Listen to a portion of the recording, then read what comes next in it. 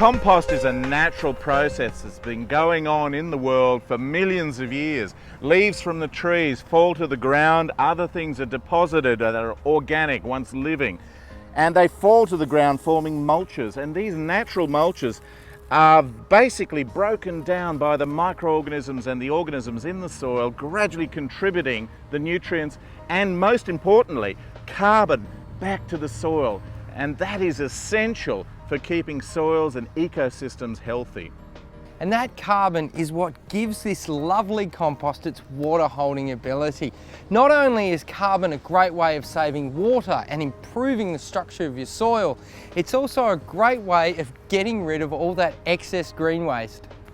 Marcus, you've got to treat compost like a living thing, and like all living things, a good balanced diet is important. Well, that's exactly right. And look, you've got to get that blend of ingredients. And with compost, it's really important that you get your carbon ingredients, the dry matter ingredients there, and you get the nutritional elements as well, you know, the nutrient elements.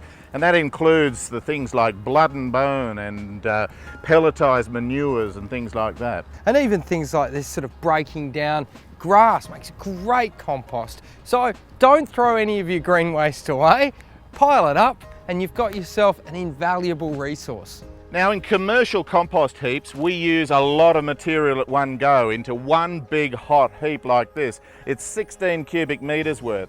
Now, over a 6-month period, a heap like this can be reduced in size by over 70%. So it's amazing how it breaks down in that period and produces some magnificent compost. Tino, everybody knows that compost is a fantastic additive to soils. It's so good for your plants and your garden, and it's quite easy to make, although a few people do have problems with it. They sure do, and there's so many techniques that we can use to make compost as well. So what are some of those techniques? Why don't we go and have a bit of a look? Let's go. Compost improves soils in many ways. It helps with the infiltration rate of the soil, so the amount of water that will actually soak into the root zone where it's needed, and also helps the water holding capacity of the soil. So the sponginess, how much water the soil can hold and make available to your plants. Mate, compost is made in a whole range of different ways, isn't it? So you can have things like this, which is a hot stack method, where the actual inside of the heap can get quite hot, up to about 60 degrees. And it's made up of essentially components of dry matter and green matter, isn't it? Those components are really important. Well, composting is a way of utilising household waste or garden waste. The beauty of the hot composting method is you get bulk amounts of compost at once in a very short period of time, and you can utilise any plants that are diseased or weeds in your garden that you wouldn't normally be able to put on a cold composting heap. It's basically the temperature inside that heap actually kills them.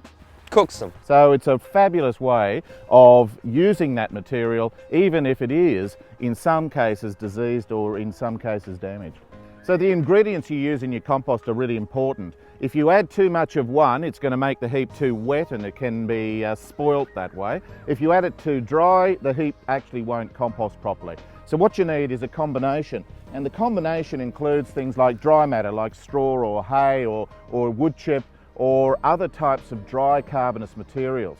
Now the other part is the green matter, green leaves, waste from the veggie patch, waste from your cuttings in the kitchen. Anything along those lines will be suitable for the green waste component. You can even add manures into that green waste layer.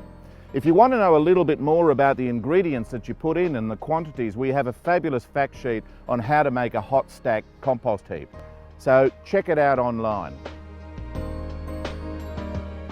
It is important that all your green waste is chopped up as small as possible, and a fantastic way of actually achieving that is to get the mower out and mow your waste on your lawn. It includes the chop up of the grass clippings themselves, mixed in with other debris that you might have from the garden.